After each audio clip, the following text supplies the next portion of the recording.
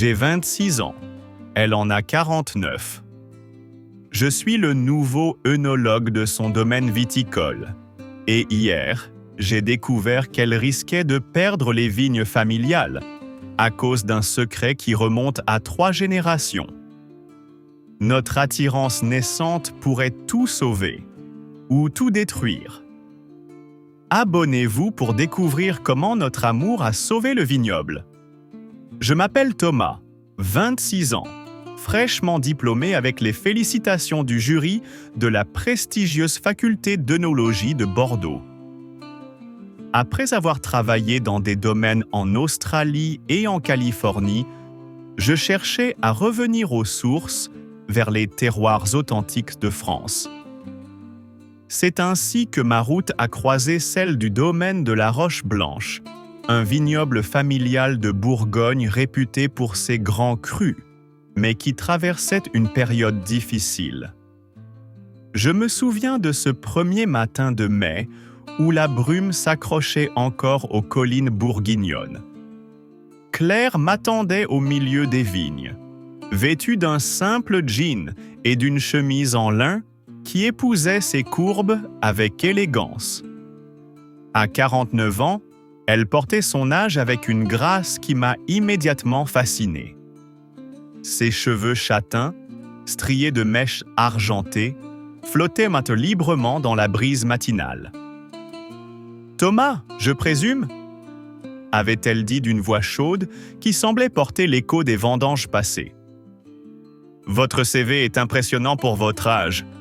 Mais ici, à la Roche Blanche, ce ne sont pas les diplômes qui font le vin, c'est la passion. » Elle me tendit une grappe de pinot noir, ses doigts effleurant les miens. « Goûtez, dites-moi ce que vous sentez. » Les premières semaines furent une véritable initiation. Claire se révéla être une mentor exceptionnelle, capable de reconnaître chaque parcelle les yeux fermés, devinant le terroir rien qu'en respirant l'air.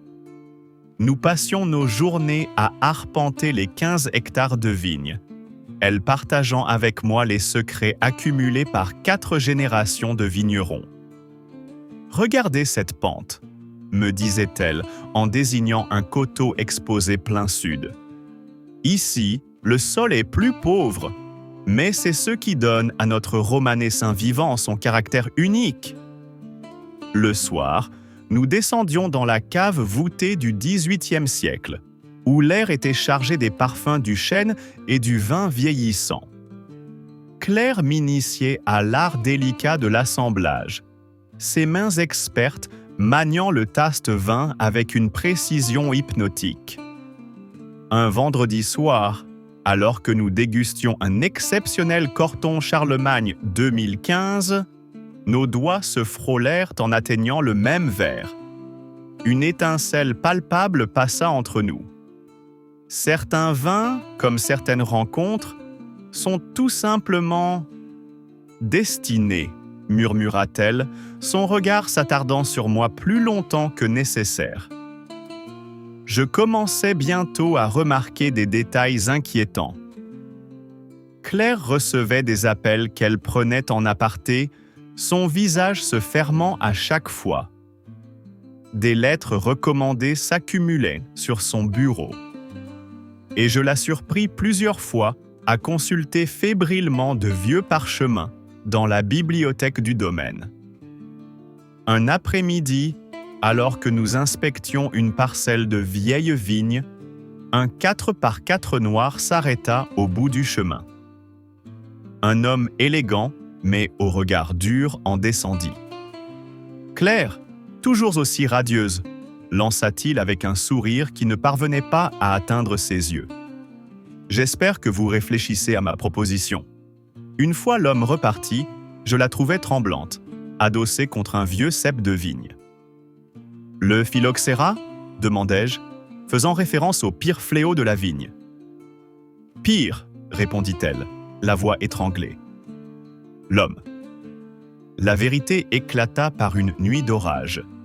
Des hommes tentèrent de forcer la porte de la cave aux archives.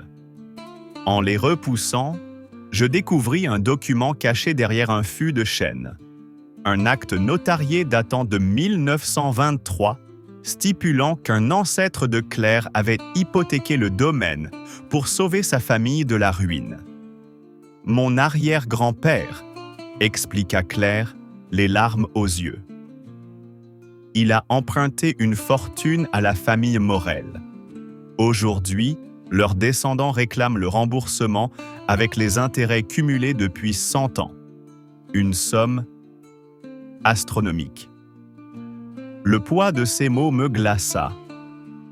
Le domaine, qui existait depuis 1856, risquait de disparaître à cause d'une dette oubliée. Cette nuit-là, dans la pénombre de la cave où les parfums du bois et du vin vieillissant créaient une atmosphère envoûtante, quelque chose d'irréversible se produisit entre nous. Alors que nous sécurisions les documents, nos mains se cherchèrent, nos regards se parlèrent dans le silence complice de la nuit. « Je ne devrais pas vous mêler à tout ça, » murmura-t-elle, ses doigts effleurant les miens. « Vous devriez partir, trouver un autre domaine. » Je pris sa main entre les miennes. « Je ne peux pas partir, Claire. Pas maintenant que j'ai découvert le cru le plus précieux. Vous. » Notre premier baiser fut tendre et passionné, mêlant le goût du vin à celui des larmes, la peur à l'espoir naissant. Ensemble, nous avons décidé de nous battre. J'utilisais mes connaissances techniques modernes, tandis que Claire puisa dans la sagesse ancestrale du domaine. Nous passâmes des nuits entières à étudier l'acte notarié, découvrant finalement une clause oubliée. La dette pouvait être honorée en nature, avec du vin d'exception d'une valeur équivalente. Notre idée fut audacieuse. Créer une cuvée exceptionnelle, la Renaissance, en assemblant les meilleurs raisins des vieilles vignes du domaine. Nous travaillâmes sans relâche, nos corps se rapprochant à mesure que le vin prenait vie dans les fûts. Notre cuvée, la Renaissance, fut présentée au concours général agricole de Paris. La dégustation fut un moment d'angoisse intense, mais lorsque les résultats furent annoncés, notre vin remporta non seulement la médaille d'or, mais également le prix spécial du jury. La nouvelle se répandit comme une traînée de poudre dans le milieu viticole. Les collectionneurs du monde entier se arrachèrent les bouteilles, dont la valeur atteignit des sommets vertigineux. La dette des Morel fut non seulement couverte, mais le domaine put investir dans de nouvelles plantations. Aujourd'hui, Claire et moi dirigeons ensemble le domaine de la Roche Blanche. Notre amour, né dans l'adversité, a donné naissance à des crus exceptionnels qui font désormais référence dans le monde entier. Nous avons rénové la vieille maison de maître, où nos rires résonnent dans les couloirs chargés d'histoire. L'année dernière, nous avons accueilli notre fils Pierre, qui grandit parmi les vignes, bercé par le rythme des saisons viticoles.